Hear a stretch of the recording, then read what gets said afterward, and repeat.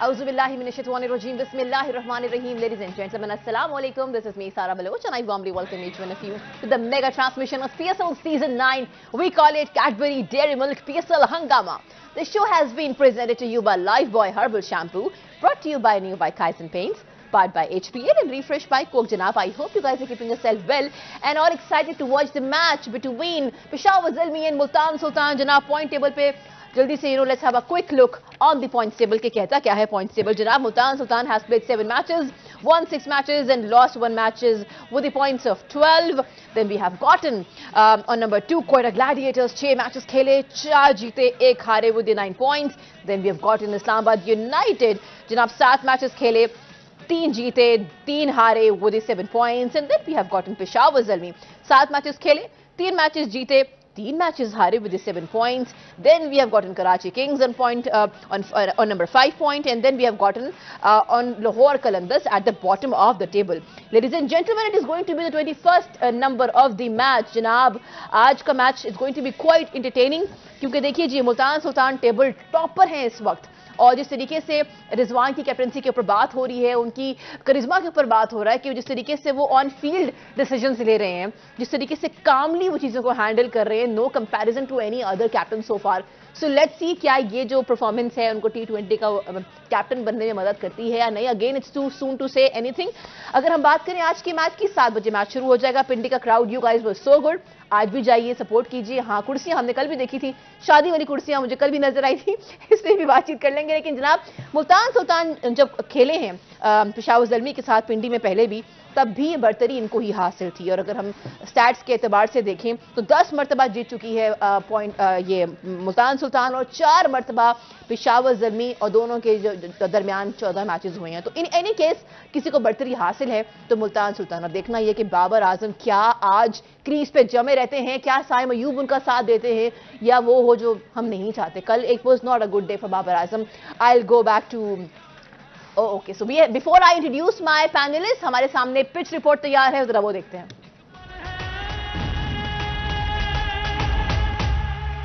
Ladies and gentlemen, this was the pitch report by Amir Salim. हमारे साथ हमारे शानदार पैनलिस्ट मौजूद हैं. वेलकम करते हैं हमारे former captain of Pakistani team mister Salim साहब. अस्सलाम वालेकुम सलीम साहब. अस्सलाम वालेकुम सारा, कैसी हैं आप? मैं बिल्कुल ठीक हूँ, और हम उनका साथ देते हैं जनाब हमारे फॉर्मर पेसर.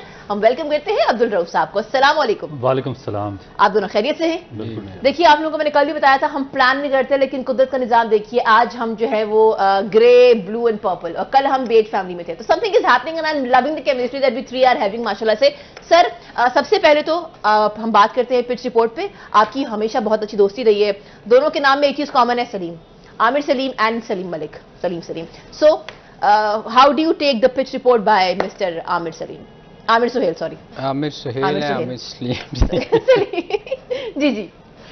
देखिए, आमिर ने जो बात की है वो बिल्कुल ठीक है. कल मेरे ख्याल थोड़ा सा वो मिस कर गए थे. हमने कल भी बात की थी कि जब बारिश होती है तो उसमें जो मर्जी आप जितना मर्जी कवर कर लें, मॉइस्चर ज़रूर जाता है. इसी तरह मुझे याद है कि वर्ल्ड कप का फाइनल जो हम इंग्लैंड में हारे थे, मैं पिटता रहा इनको मीटिंग में कि बैटिंग ना करना, क्योंकि वो उसमें भी हाथ मारो तो उंगली जा रही थी. मगर उस वक्त कैप्टन ने सुनी नहीं और टॉस जीत के बारी ली और हम हार गए. कल भी 99 के वर्ल्ड कप की बात है इंग्लैंड में. मैंने कल एक बात की थी, नवीन उल हक जो है वो इस पिच पे बड़ा अच्छा जो उसको हम वर्ल्ड कप में देखते रहे कि रात को मॉइस्चर में ड्यू फैक्टर की वजह से वो बड़ी अच्छी स्विंग करता है. तो मुझे नहीं समझ आई थी कि इन्होंने नवीन को कल क्यों ड्रॉप किया था. तो आज वैसे उन्होंने उसको रख लिया. तो इसमें कोई शक नहीं कि देखें, जैसे जैसे ये मैचेस होंगे ना तो विकेट थोड़ा ड्राई होएगा तो आपको और ज़्यादा बैटिंग नज़र आएगी. मगर फास्ट बॉलर के लिए इस विकेट पे आप देखें, शुरू में कल भी नसीम शाह ने और इवन उधर से पेशावर की तरफ से भी नया बॉल थोड़ा बहुत सीम किया. मगर कल चूँकि उनके जहन में था वही जो हम बार बार मैं कह रहा हूँ कि उनके जहन में था इस्लामाबाद के कि हमने 200 ना किया तो हम हार जाएंगे. ये एक किस्म की उनकी गुड लक कह लें कि वो आके तेज़ ही खेलते रहे, और उनकी वो उस पैच से निकल गए जो फास्ट बॉलर का होता है। तो ये आपने मेरा वक्फे पे जाना है। बिल्कुल वक्फे पे जाना है। अब्दुल रऊफ साहब से बात तो कोई हुई नहीं, लेकिन हम ब्रेक से वापस आते हैं सर, म्यूजिक कंटिन्यू करेंगे। कीप वॉचिंग PSL हंगामा।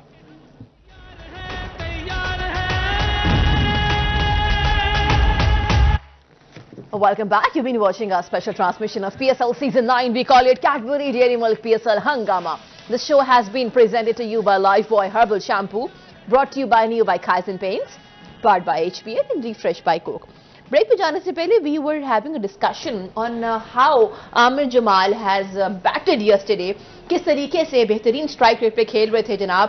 कल पेशावर जर्मी हम जानते हैं कि ओपनर्स आते साथ ही पहले ही ओवर में बब्बाई कर दिए चले गए वो, और बाबर बहुत डिसअपॉइंट भी थे। लेकिन आमिर जमाल ने कल 87 की इनिंग्स खेली है, शानदार 49 बॉल्स पे जनाब। उन्होंने 8 मरतबा बाउंड्रीज को हिट किया है, 6 मरतबा छक्के विद स्ट्राइक रेट ऑफ 177.55। जहां ये बात हो रही है वहां पे आमिर जमाल का हमने एक इंटरव्यू भी देखा है जिसपे उन्होंने कहा कि देखिए जी ऑलराउंडर हर मैच में 5 विकेटें ले, सेंचुरी करे, ये ऐसा नहीं होता। आज मैंने खेला है, मुझे बहुत खुशी है, मैं आज बहुत ओपनली खेला हूं क्योंकि कोई डर नहीं था कि आगे होगा क्या।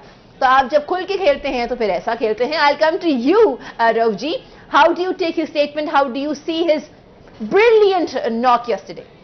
देखिए, मेरा ख्याल है कि आमिर जमाल के अंदर पोटेंशियल तो बहुत ज़्यादा है और उसने इसको एक दफ़ा नहीं बार बार प्रूव कर रहा है। और ऑस्ट्रेलिया में उसने 80+ रन किए हैं। उसके बाद जिस तरह उसने बॉलिंग की है वो नज़र आ रहा था ऑस्ट्रेलिया में जब बॉलिंग कर रहा था कि इसको बॉलिंग की बेसिक्स का भी नॉलेज है और बॉलिंग सेंस भी है। इसको पिच भी रीड करना आता है, बैट्समैन को भी रीड करना आता है, इसलिए ऑस्ट्रेलिया में सक्सेसफुल रहा। बैटिंग इसने अंडर प्रेशर की थी। अब देखें कि असल चीज़ होती है एक प्लेयर को चेक करने के लिए कि वो कब किस सिचुएशन में बैटिंग करता है, प्रेशर फ्री बैटिंग करता है या जब अंडर प्रेशर टीम हो तब बैटिंग करता है। ऑस्ट्रेलिया में जब इन्होंने 80-90 रन किए हैं तो वो बहुत अंडर प्रेशर थे। पाकिस्तान ऊपर से 6 बैट्समैन लूज कर चुका था और इन्होंने बड़ी एक अच्छी इनिंग खेली थी। उसके बाद ये कल इनकी इनिंग थी वो भी 5 विकेटें डाउन थी उनकी पेशावर की, और उसके बाद उन्होंने 87 रन वहां पर किए। तो इसका मतलब है इसको प्रेशर में खेलना आता है और इसमें पूरी एबिलिटी है कि ये एक बड़ा प्लेयर बन सकता है। मगर इशू क्या आ रहा है, इशू कंसिस्टेंसी नहीं है। और जब तक कंसिस्टेंसी नहीं होगी तो आप उस लेवल के ऑलराउंडर बन नहीं सकते जो हम एक्सपेक्ट कर रहे हैं और जिस पे लोग सोच रहे हैं कि ये बन जाएंगे। क्योंकि आप देखें कि ऑस्ट्रेलिया के बाद फिर न्यूजीलैंड की सीरीज आई, 4 मैचेस वहां पे फ्लॉप हुए, टीम से बाहर करना पड़ा। उसके बाद ये वापस आए PSL में 2 मैचेस में परफॉर्म नहीं हुआ, 3 मैचेस में ये बाहर बैठे रहे। फिर एक मैच इनको कल खिलाया, उसमें परफॉर्म किया। अब आगे अब हम श्योरिटी हमारे पास नहीं है कि आगे ये क्या करेंगे, परफॉर्मेंस करेंगे या नहीं करेंगे। तो मेरा ख्याल है कि इनकी थोड़ी सी एबिलिटी बहुत ज़्यादा है इनमें। ऑलराउंडर बहुत अच्छे हैं, बैट्समैन बैटिंग बहुत अच्छी करते हैं, कल भी इन्होंने प्रूव किया, पहले भी प्रूव किया, बॉलिंग भी अच्छी करते हैं। मगर मेरा ख्याल है कि थोड़ी सी साइकोलॉजिकल अपब्रिंगिंग की ज़रूरत है, थोड़ी सी काउंसलिंग की इनकी ज़रूरत है। क्योंकि जिस तरह फिर इनका एटीट्यूड भी थोड़ा सा, मुझे उसमें भी थोड़ा सा डाउट लग रहा है कि ये चीज़ें इनको नहीं करनी चाहिए। जब आप एक इनिंग खेलें और उसके बाद आप इस तरह का अग्रेशन शो करें या एटीट्यूड दिखाएं तो वो बनता नहीं है। या तो आप कंसिस्टेंट परफॉर्मर हो तो फिर आप इस तरह कुछ कर सकते हैं, वो भी नहीं करना चाहिए। मगर वंस से ना ब्लू मून आप एक इनिंग खेल के फिर इस तरह की हरकत करेंगे तो उसको कोई भी पसंद नहीं करेगा। तो ये 2-3 चीज़ें अगर इन्होंने बड़ा ऑलराउंडर बनना तो इनको मेरा ख्याल है कि इनको उसमें अपग्रेड होना पड़ेगा। अच्छा, मैं थोड़ा सा ऐड कर दूं। Sir please. देखें, जैसे रऊफ ने कहा ना, इसमें कोई शक नहीं वो प्रेशर वाली इनिंग थी, मगर उस पर कोई प्रेशर नहीं था जो ऑस्ट्रेलिया में उसने इनिंग खेली थी। उसकी रीज़न ये है कि लोग उससे एक्सपेक्ट, जब आपसे रऊफ एक्सपेक्ट नहीं कर रहे होते ना तो आप पे प्रेशर होता नहीं, आप करें ना करें, आप फ्री होके वो हिटे मारा था, आउट भी हो जाता तो उसको कोई फिक्र नहीं थी। क्योंकि वो उससे लोग, हम कोई भी बंदा एक्सपेक्ट नहीं कर रहा था। तो वो उस पे प्रेशर कब आया, जब उसने वो स्कोर किया, उसके बाद उसकी इनिंग्स देखी, जब लोगों की एक्सपेक्टेशन उससे बहुत ज़्यादा हो गई कि ये जमाल बहुत अच्छी इनिंग्स खेल सकता है। जब प्रेशर पड़ता है ना तो फिर आपका पता चलता है। और दूसरी एक चीज़ रऊफ जो मैं बार बार हमेशा कहता हूँ कि लोगों की एबिलिटी का पता होना चाहिए कि ये किन विकेटों पे अच्छा खेल सकता है। वो थोड़ी सी बाउंसी विकेट थी, बॉल आ रहा था विकेट पे अच्छा। पिंडी की भी अगर आप कल विकेट देखें तो उस पर बॉल आ रहा था। बाकी रऊफ अगर लाहौर की थोड़ी स्विमिंग थी, मुल्तान की और कराची में स्पिन हो रहा था, तो उस पर आके उसको मुसीबत होएगी जहाँ बॉल थोड़ा सा वेरी करेगा, रुकेगा, फंस के आएगा, स्पिन होएगी। वो जहाँ ऐसी विकेट उसको मिलेगी वो बहुत अच्छा खेलेगा। ये थोड़ा सा रऊफ उसमें है। एक चीज़ जो मैं कहता हूँ हमेशा सिलेक्शन करने से पहले एबिलिटी ज़रूर चेक करनी चाहिए कि कौन सा बैट्समैन या कौन सा बॉलर किस विकेट पे आपको काम दे सकता है। ये चीज़ें थोड़ी सी हैं जो इस पे काम करना चाहिए। अच्छा, जहां हम डिस्कशन कर रहे हैं प्लेयर्स के ऊपर, वहां पे पीसीबी के chairman who happens to be Mohsin Naqvi साहब, आज इस्लामाबाद में उनकी जनाब एक कॉन्फ्रेंस हुई, मुलाकात हुई सारे प्लेयर्स से। देखते हैं कि इस कॉन्फ्रेंस का जो निचोड़ है वो क्या है। लेट्स जब भी सिलेक्ट होगी वो मेरिट पर सिलेक्ट होगी। कोई सूरत नहीं है कि किसी का कोई ग्रुप का, कोई लॉबिंग का, कोई फलां की मर्जी का, फलां की मर्जी का, ये पॉसिबिलिटी बिल्कुल नहीं। और ये मैं, आप जितने लोग यहाँ पे बैठे हैं वो ये अगर समझते हैं कि मेरी बारी पाकिस्तान टीम में 4 साल बाद आएगी, नहीं, आपकी बारी अगली दफा भी आ सकती है। ये बिल्कुल नहीं है कि उसको कहा जाए कि नहीं आप अच्छा खेलते हैं लेकिन अभी आप ठहरे जगह नहीं। हमारे मेन बैट्समैन और बॉलर्स और प्लेयर हैं हमारे, वो हमारे स्टार हैं, उनको हमें रिस्पेक्ट भी देनी है। डेफिनेटली अप्स एंड डाउन आते हैं। Welcome back, जनाब। Peshawar Zalmi has won the and chose to bat first. Babar Azam का कहना था कि हम आज रन्स लेके आएंगे on board and then will defend, लेकिन बहुत अच्छा लगा उनकी दोस्ती की केमिस्ट्री देख के। I really enjoyed that. Gentleman, आपने देखा किस तरीके से आज चेंजेस आए हैं, जैसे कि हमारे पैनलिस्ट ने सजेस्ट किया था कि नवीन उल हक होना चाहिए। तो मैं आपको जल्दी से आज की प्लेइंग 11 अनाउंस कर दूं। साइम अयूब, बाबर आजम, कैडमोर, हसीबुल्लाह खान की इंक्लूजन है, पाहुल है, आसिफ अली है, जमाल है, वुड है, नवीन उल हक है, मेहरान मुमताज है एंड सलमान इरशाद। एंड मुल्तान सुल्तान की बात करें, we have gotten Mohammad Rizwan, Hendricks, Malan, Tahir, Iftikhar Ahmed, Khushdil Shah, Jordan, Willey, Usama Mir, Aftab Ibrahim and Mohammad Ali. Will have a discussion on the playing 11। Keep watching PSL Hangama. We have to take a short commercial break.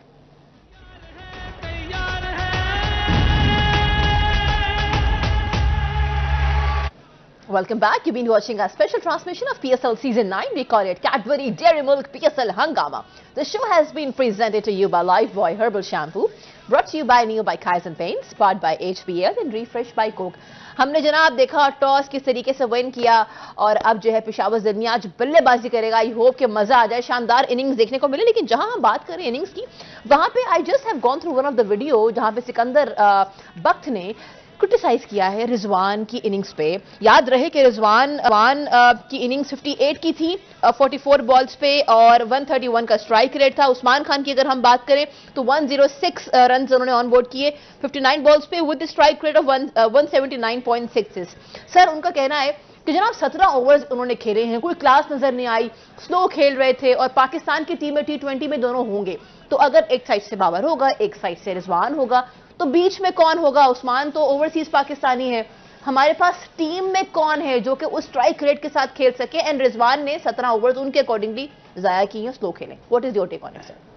देखिए, वो मैच हारे के जीते, मैच जीत के ना, मेरा ख्याल है कि वो इंजमाम ने एक बात कही थी कि इनकी बात ना सुना करें, इनकी तो घर वाले बात नहीं सुनते। तो मेरे ख्याल में सिकंदर बख्त एक हमारा सीनियर क्रिकेटर है, उसको सोच समझ के इस किस्म की स्टेटमेंट उस प्लेयर के लिए देनी चाहिए जो इंटरनेशनल रैंकिंग में 4 प्लेस में आ रहा है। और बाबर और वो दोनों प्लेयर पे ये ऐसे लोग क्रिटिसाइज करते हैं जिन्होंने अपनी ज़िंदगी में खुद कुछ नहीं किया हुआ। खुद उनकी परफॉर्मेंस अगर आप देखें तो मेरा ख्याल है कि उसके बाद उनको इस किस्म की बात नहीं करनी चाहिए। टॉप परफॉर्मर है रिजवान पाकिस्तान का, उसका कप्तानी के लिए नाम आ रहा है। अगर अगर वो ना खेलता साथ तो शायद उस्मान भी इतनी बड़ी इनिंग ना खेलता। हमेशा होता क्या है कि एक तरफ से आप टीम एक एंड रोक के रखते हैं ताकि टीम स्कोर बड़ा कर सके। तो ये चीज़ चूँकि वो बॉलर है, उसको इस चीज़ की रियलाइज़ नहीं कर सकता कि ये मैं क्या बात कर रहा हूँ। वो बॉलिंग पे भी बात करते, तो मैंने एक दफ़ा कहा था कि वो उतने ऑस्ट्रेलिया में हम जाया करते खेलने जाया करते तो हवा इतनी तेज़ चलती थी तो हमें समझ नहीं आती थी कि सिकंदर बख्त को with against the wind bowling करवाएं ना करवाएं, क्योंकि वो पहुँच ही नहीं पाते थे। तो ये इस किस्म के सिक्कू को इस किस्म की बातें जो है ना, वो इंसान को सोच समझ के करनी चाहिए। एक टॉप परफॉर्मर है, वो कंसिस्टेंट परफॉर्म कर रहा है। उसमें कई दफ़ा होता है कि आपको विकेट्स गिरती हैं तो आपको स्लो खेलना पड़ता है, पर आपकी टीम जीत रही है, आप इतना अच्छा परफॉर्म कर रहे हो और उस बंदे के बारे में इस किस्म की बात करना मेरा ख्याल अच्छा नहीं लगता। अच्छा, सर का अपना एक तजिया है, मैं थोड़ा सा इसमें एक और चीज ऐड करूंगी कि शायद उनका मतलब ये भी है कि देखिए वर्ल्ड कप में तो उस्मान खान नहीं होंगे, तो फिर कौन होगा? खुदा ना खास्ता अगर बाबर भी आउट हो गया और रिजवान भी आउट हो गया तो फिर होगा क्या? तो ये उनसे पूछना चाहिए था कि कौन होना चाहिए, कौन होना चाहिए, क्योंकि ये जो एंगल करते हैं ना लोग बैठ के टीवी पे, किसी एक ने स्कोर थोड़ा सा कर दिया, ये वो लोग हैं जो प्रमोट करते हैं किसी ना किसी को, फिर बाद में हम लोग रोते रहते हैं कि इनको क्यों लेके गए। क्यों राहुल? बिल्कुल ऐसे ही। इसमें देखिए कल आपके सामने बड़ी एक क्रिस्टल क्लियर एग्जांपल है कि वो बाबर आजम आउट हुए तो उसके बाद पेशावर का क्या हाल हुआ है, सब कोलैप्स हो गई। इसी तरह पाकिस्तान टीम में होता है कि ये दोनों आउट होते हैं उसके बाद कोलैप्स हो जाता है। बात इनको ये करनी चाहिए कि जो बाकी प्लेयर्स हैं, जिस तरह अपना इसका ना फखर जमान है, साइम अयूब है, खुशदिल शाह है, इफ्तिखार है, यासिफ अली, या नीचे जो आप middle order, lower middle order जिस तरह साउथ शकील है, ये क्या कर रहे हैं? क्योंकि देखिए इनका तो अपना एक उनकी नहीं बात करनी ना, उन पे बात ही करेंगे। वो मैंने कहा ना कि एंगल है, जो स्कोर कुछ नहीं कर रहा उस पर बात नहीं करनी, जो कर रहा है उसको क्रिटिसाइज कर रहे हैं। ये दोनों तो सलीम भाई हमारे कंसिस्टेंट परफॉर्मर है ना, बाबर आजम और ये जो अपना रिजवान है, इन पे तो क्रिटिसाइज बनता ही नहीं है, क्योंकि अगर आप इनको साइडलाइन कर देंगे जब तक आपने इनकी रिप्लेसमेंट तैयार नहीं की, या तो उनको बात करनी चाहिए ना नीचे रिप्लेसमेंट पे।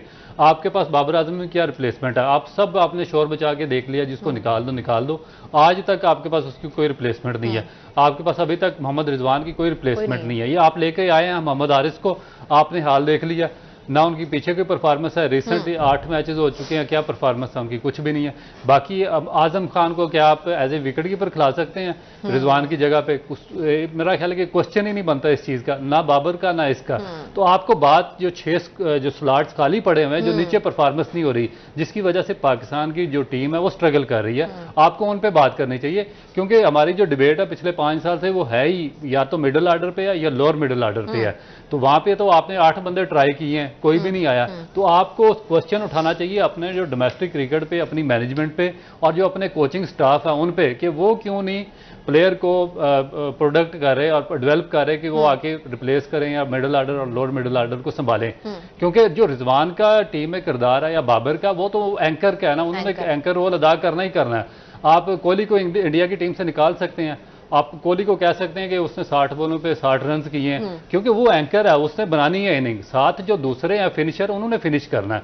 आपका असल प्रॉब्लम फ्रेंचाइज में भी यही है, आपका पाकिस्तान टीम में भी यही प्रॉब्लम है कि आपके पास फिनिशर है ही नहीं है, ना मिडिल आर्डर में ना लोअर मिडिल आर्डर में।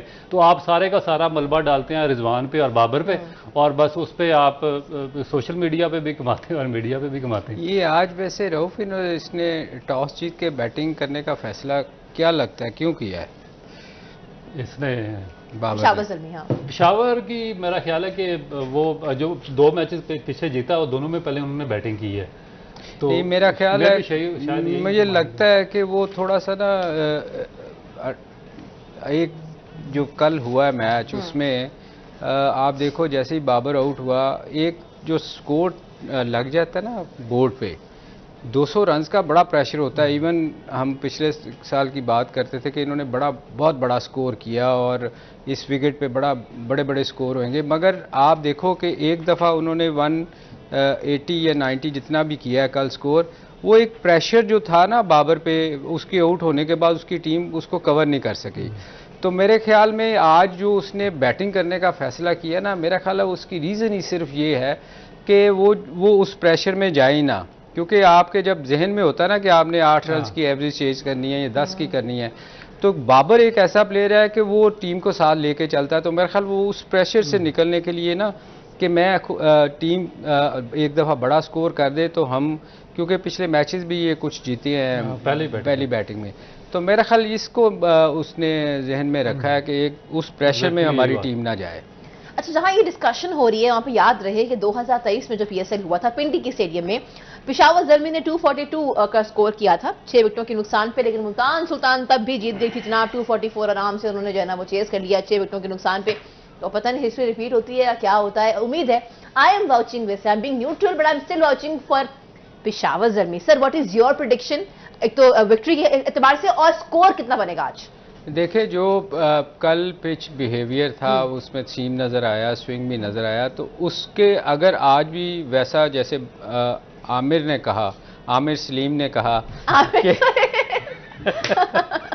कि पिच में थोड़ा सा मॉइस्चर है, अगर वैसा हुआ तो फिर मेरा ख्याल है कि ओपनर्स को थोड़ा सा शुरू में स्ट्रगल करना पड़ेगा क्योंकि सीम थोड़ा सा होगा। तो शायद में भी जो हम सोचते हैं कि 240 तक पिछले साल जो नज़र आई थी वो ये शुरू के मैचों में आपको वो स्कोर नज़र ना आए। तो मेरा ख्याल है कि अगर जो भी 200 स्कोर करती है तो वो फाइटिंग स्कोर होगा। So you think आपकी प्रेडिक्शन है 200? हो सकता है क्योंकि विकेट बहुत अच्छी है। अगर इस पे आप देखें कल जमाल ने नीचे से आके कितना शॉटें जो खेली हैं, तो इसका मतलब है बैट बॉल पे आता है, ये नहीं है कि बॉल बिल्कुल ही बैट पे नहीं आता। तो बैट अगर कोई थोड़ा सा स्टे करके उस पर जो मुश्किल टाइम है निकाल के, क्योंकि होता क्या है कि जब कोई अच्छा स्पेल कर रहा हो ना तो बैट्समैन की कोशिश ये होनी चाहिए कि वो स्पेल निकाल दे। 2 ओवर का तो स्पेल होता है, उसके बाद फिर आपके लिए इजी हो जाता है हिट आउट करना। तो मेरे ख्याल में जितने भी बैट्समैन हैं उनको ये चीज़ ज़रूर देखनी चाहिए कि अगर कोई अच्छा स्पेल कर रहा है तो वो निकाले, उसको निकालने के बाद फिर जमाल ने देखे ना नीचे से आके बड़ा इजी हो जाता है बैट्समैनों के लिए। तो ये थोड़ी सी चीज़ें कुछ हैं जो टेक्निकल हमें प्लेयर्स को ज़रूर देखनी चाहिए। अच्छा, सर कह रहे हैं 200 तक हो सकता है, व्हाट इज योर टेक? कितनी प्रेडिक्शन है स्कोर की, और क्या लगता है आज पेशावर ज़ल्मी जीता हुआ नजर आ रहा है या मुल्तान सुल्तान? देखिए कल जो पिच रिपोर्ट उन्होंने दिखाई थी, पिच दिखाई थी, उसमें उन्होंने कहा था 240 रन होंगे। तो उस पे दोनों टीमों ने स्ट्रगल किया और इतना जो हाई स्कोर एक्सपेक्ट कर रहे थे और जो इन्होंने पिच प्रोडिक्शन की थी वो बिल्कुल रॉन्ग साबित हुई है। आज पिच में मॉइस्चर है तो मेरा ख्याल है कि आज हाई स्कोरिंग मैच होगा। हाई स्कोरिंग 200 प्लस ही। चलें जी, दोनों ही कह रहे हैं 200 प्लस। आपसे मुलाकात होगी 11 से 12। Keep watching 24 news. अल्लाह हाफिज़।